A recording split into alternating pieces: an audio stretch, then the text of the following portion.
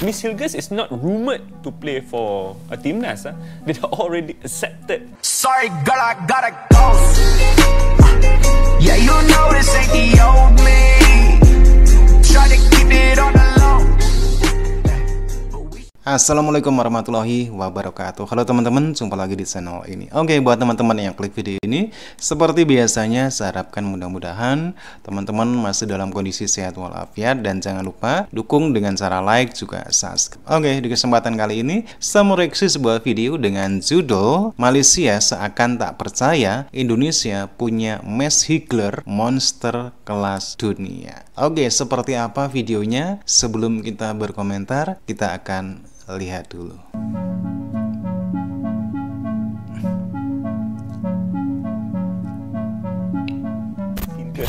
Miss Hilgers is not rumoured to play for a Timnas.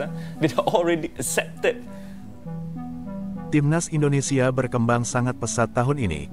Media Malaysia pun terkejut melihat ada pemain Timnas Indonesia, yaitu Max Hilgers. Ia dan rekan-rekannya menahan imbang Manchester United di kandang mereka Old Trafford.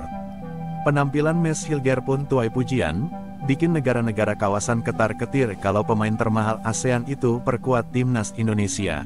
Bagi aku agak mengejut jugalah kan, 20 boleh seri dengan pasukan Manchester United. So sebelum kita kupas game ni lagi mendalam, kita tengok line up dulu. Untuk pasukan 20, aku rasa game ni akan jadi perhatian lah, lagi-lagi daripada fan bola sepak Indonesia, sebab mereka ada seorang pemain ni akan angkat sumpah sebagai pemain mereka nanti yang bernama Max Hilgers. Dan dalam game ni dia solid kan. So bayangkan lawan dengan MU pun dia perform, apatah lagi nanti kalau dia main dekat Indonesia, mesti lagi solid. Dan waktu ni kita boleh tengok defend baru pasukan Indonesia, iaitu Max Hilgers. Betul-betul solid Hilgers. dan dia muda lagi, baru 23 tahun. Memang beruntunglah Indonesia dapat dia. Hilgers ni berjaya stokkan performance play-play macam Rashford, macam Bruno Fernandes, macam Zirkzee dan juga Rasmus Højlund sekali. Memang nampak front three pasukan Manchester United struggle gila bila bola sampai dekat bahagian dia. Sebab Hilgers ni dia rajin tahu tutup space dekat belah kanan juga. Dia bukan sejenis centre back yang jenis tunggu dekat tengah aja. Tak, bila bola main dekat belah kanan dia akan pergi tolong, bila bola main dekat belah kiri pun dia akan tolong. Solid performance daripada dia.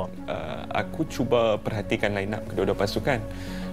Adalah beberapa nama yang aku tak adalah kenal, tapi nama ni macam pernah tengok lah. Pemain berjersey nombor 2, muka dia pun ke arah-arah Asia Tenggara juga. Berasal daripada asal keturunan keluarga dia daripada Manado, Sulawesi Utara. Miss Hilgers dalam satu pertarungan yang agak epik, bermain penuh, perlawanan menentang Manchester United. Manchester United mungkin tidak berada dalam form terbaik, tapi umum mengetahui bahawa Manchester United adalah pasukan yang sangat berbeza daripada musim lalu, lebih kuat daripada musim lalu, dan mereka dahagakan kemenangan sebab in the weekend mereka tak menang lawan Crystal Palace kan. Mereka sangat dahagakan kemenangan. Terutama sekali di separuh masa pertama, persembahan yang ditunjukkan oleh Miss Hilgers ni. Miss Hilgers is not rumoured to play for a Timnas. They are already accepted the invitation to play for Timnas. Dekat Fort Mock pun aku tengok dia nationality dah Indonesia. Dah Indonesia dah. Dan aku rasa dekat profile dia pun dia dah tulis Timnas Indonesia dekat situ. The soonest ataupun paling awal kita boleh tengok kelibat Miss Hilgers ni, aku jangkakan Oktober nanti, di World Cup qualifier pusingan ketiga nanti. Tapi aku rasa bila aku tengok dia dapat mengekang Joshua Zirkzee, dia dapat mengekang Alejandro Garnacho di separuh masa kedua, beberapa kali memberhentikan Marcus Rashford. Aku mula percaya dengan apa yang Robin Van Persie cakap. Aku rasa dalam minggu lalu Robin Van Persie bercakap dengan satu outlet media yang mengatakan bahawa dia tak faham kenapa Miss Hilgers accept the invitation to play for Timnas, kerana kalau dibiarkan dalam mungkin satu ataupun dua international break nanti, kalau kekal prestasi dia macam ni, mungkin Ronald Koeman yang akan memanggil dia. In the weekend, hujung minggu lalu, dia memulakan perlawanan dengan FC20 di Eredivisie di mana mereka menang 5-0. Jadi pasukan dia tengah berada dalam tahap yang baik. Dia sendiri tengah berada dalam tahap terbaik. Menarik untuk kita tengok apa yang Shin Tae-yong akan buat di bahagian belakang. Sekarang ni bahagian belakang ni mula ada bukan sahaja kuantiti tapi kualiti. Dua-dua, kuantiti dan kualiti ada. Dia dah ada Hubner, dia dah ada J.E. Zes, dia dah ada Rizky Ridho, dia dah ada Calvin Verdong juga, walaupun di sebelah kiri, tapi boleh masuk ke dalam mana sekarang ni. Elkan Bagot yang baru-baru yang ni. baru ini melengkapkan perpindahan. Ya. Lengkap lah. Bahagian belakang pasukan Back timnas. force.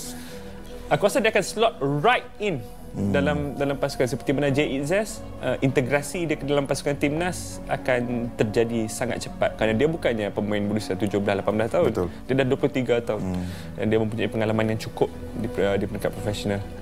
Miss Hilgers bagi aku. Ini pemain warisan Harimau Melaya yang baru. Guys, kalau jiran serumpun Indonesia ada Miss Hilgers, kita ada Matt nggak mau kalah lah. Pemain grade A ini yang merupakan Captain Kelab era divisi Go Ahead Eagles telah menyatakan hasratnya kepada Pau Mati untuk menjadi pemain Harimau Melaya. Vigil yang berumur 27 tahun main di posisi right back dan mempunyai darah Malaysia daripada datuknya. Dalam satu podcast baru-baru ini, Vigil berkongsi bahawa dokumentasi untuk membuktikan dia ada asal-usul Malaysia telah diserahkan kepada FAM. Proses seterusnya ialah mendapatkan pasport Malaysia dan kemungkinan dia boleh main untuk Harimau Melaya menjelang Disember. Kalau proses itu lancar dan disokong penuh oleh kerajaan, Vigil boleh debut mewakili Malaysia menentang New Zealand bulan hadapan. Dan juga game yang baru diumumkan menentang India di bulan November. Lepas ini, Matt Vigil akan mengatasi Dion Cruz sebagai pemain termahal Harimau Melaya. Pendapat abang memang berbaloi kerana dengan pengalaman dan kebolehan dia, skuad Harimau Melaya akan ada peningkatan. Apa benda ni weh?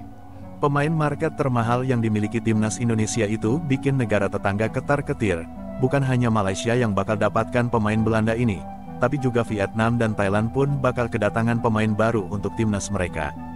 Timnas Indonesia menakutkan negara kawasan, tapi baru-baru ini masih dikritik perihal naturalisasi, padahal mereka ada darah Indonesia lewat orang tua mereka.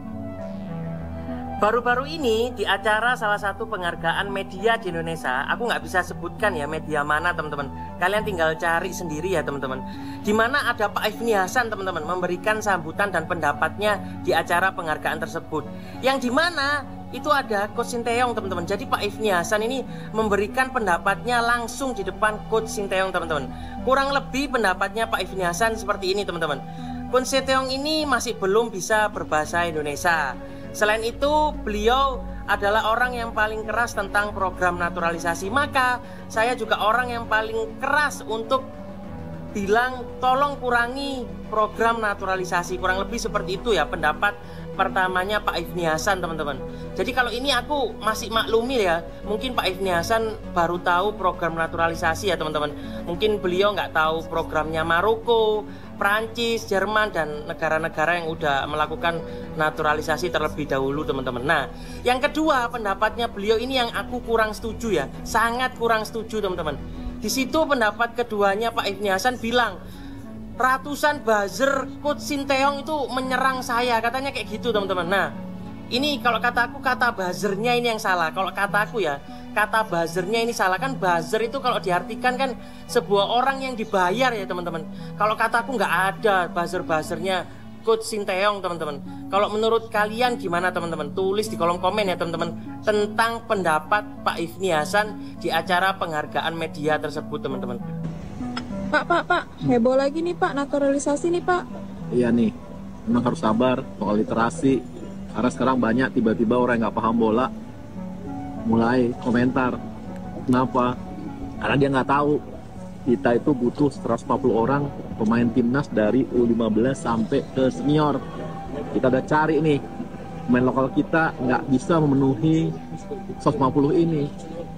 Dan apalagi levelnya sudah level tinggi nih sekarang pertandingan yang kita lakukan. Tapi FIFA memberikan kesempatan, silakan asal dia berdarah Indonesia. Ya kita cari orang-orang diaspora yang punya darah Indonesia. Contohnya Mes nih, dia bapaknya Belanda, ibunya Manado. Orang mana dia? Hei, orang Indonesia sekarang ini makin lama makin membaur. Banyak menikah antar suku. Terus suku mana dia? Anda bilang bukan Indonesia? Indonesia, karena darahnya Indonesia. Nah, dan mereka ini mau membela merah putih. Masa Anda harus perdebatkan kemerah putihan mereka, darah Indonesia mereka Anda perdebatkan? Udahlah, ayo kita percaya, maju terus, kita majukan sepak bola Indonesia dan kita kibarkan merah putih untuk kemajuan sepak bola Indonesia dan kemajuan bangsa Indonesia. Tidak perlu lagi diperdebatkan soal naturalisasi ini. Naturalisasi Indonesia beda dengan negara lain. Sintayong hanya mau pemain yang berdarah Indonesia.